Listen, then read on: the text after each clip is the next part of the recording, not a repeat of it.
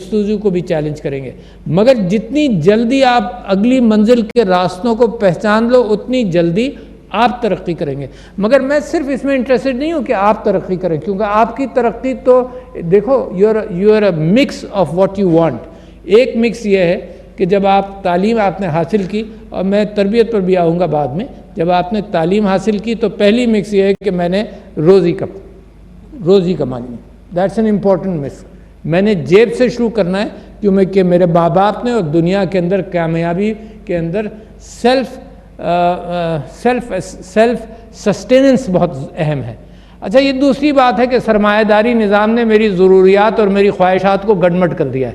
ہے۔ اب ہر چیز میں انسان کی اپنی لالچ ہے کہ گھر ہے تو بڑے سے بڑا گھر ہو، پھر اس سے بھی بڑا ہو، پھر اس سے بھی بڑا ہو۔ یہ لالچ جو ہے یہ کچھ دیر کے لیے ذرا سا اپنے آپ کو لمٹ کرنا۔ ایک قرآن کے اندر نفوس کا ذکر ہے،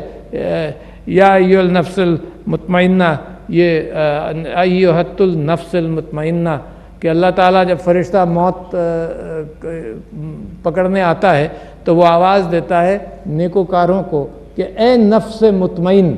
تو میں آپ لوگوں سے کہہ رہا ہوں کہ نفس امارہ اور بہت ساری جستجو کے اندر انسان لوامہ اور امارہ بہت ساری چیزوں سے انسان گزرتا ہے، جیسے پیدا ہوتا ہے تلاش کرتا رہتا ہے، بٹ ایک آواز فرشتہ دیتا ہے یا ایھا النفس المطمئنہ، کہ مطمئن نفس کو تم کو آواز دے رہا ہوں، ارجعی الی ربک راضیۃ مرضیہ، کہ اپنے رب کی طرف آؤ راضی، تم بھی راضی، تمہارا رب بھی راضی۔ یہ ادر لیولز ہیں، وادخلی، کہ پھر جنت میں داخل کرو اور عبادت گزاروں میں آؤ۔ تو نفس مطمئنہ کی تلاش جو ہے وہ ابھی سے آپ پال نہیں سکتے، مگر کم سے کم میرے الفاظ کا کوئی چھوٹا بہت بھی اثر رہے، جو 30 سال بعد بھی آپ کو خیال آئے، تو ذہن میں رکھنا یہ اطمینان حاصل کرنا یہ خوشیوں کا راستہ ہے۔ یعنی آپ جستجو اور وہ جو ہم نے آپ کو بھاگنا سکھایا ہے، سرمایہ داری نظام نے تو وہ سکھا دیا آپ کو کہ مسلسل بھاگتے رہو، چابی بھر دی ہے۔ اب جو آپ کو جیسے وہ کھلونا نہیں ہوتا جس میں چابی بھر دیں، بھاگنا شروع کریں، بھاگتے رہو۔ میں نہیں سمجھتا کہ اس میں خوشیوں کا راستہ ہے۔ بھاگیں ضرور ہیں، مگر اطمینان کے ساتھ بھاگیں ضرور، کچھ حاصل کرنے کے لیے بھاگیں ضرور، مگر صرف مال و دولت کے پیچھے بھاگنا جو ہے نا، وہ انسان کی اپنے عروج سے اس کو گراتا ہے۔ یعنی اگر صرف کھانے پینے اور چیزوں کے لیے دوڑنا تھا تو جانور بھی دوڑتا ہے۔ اللہ تعالیٰ نے اشرف المخلوقات جو بنایا ہے، تو وہ اشرفیت جو آپ کی ہے وہ تو اس بنیاد پر ہے کہ آپ سوچیں گے اور اس طرح سے آپ کام نہیں کریں گے جس میں صرف اپنے پیٹ کو آپ ٹھیک رکھیں۔ تو لہٰذا جو میں آپ سے گزارش کر رہا ہوں وہ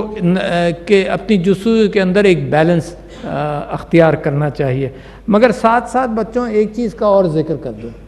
کچھ اپنی ویلیوز۔ مجھے بڑی خوشی ہوئی، کل رات میری کمانڈر کراچی سے ایک محفل میں ملاقات بھی ہوئی، اور میں ان سے کہہ رہا تھا کہ میں ابھی سے میں سوچ رہا ہوں کہ کل میں کیا آپ لوگوں سے بات کروں گا، اور میں نے ان سے ذکر کیا کہ ایک اقبال کی ایک چھوٹی سی نظم آپ کو سنا دوں گا، اور پھر غالب کا۔ مگر کیوں سناؤں گا؟